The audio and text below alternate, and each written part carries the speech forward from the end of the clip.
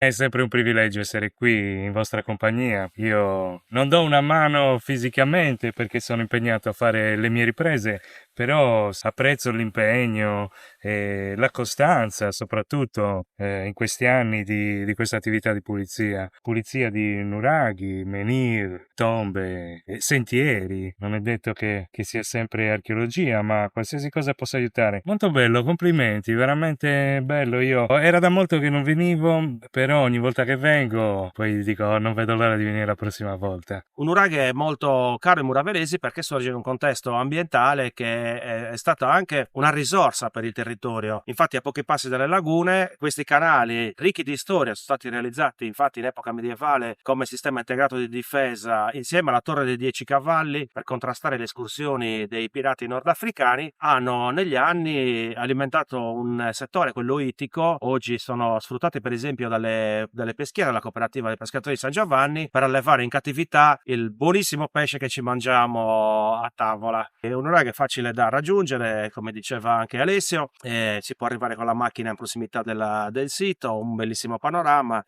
Sì, il punto di partenza per delle escursioni naturalistiche più ampie in questi meravigliosi territori.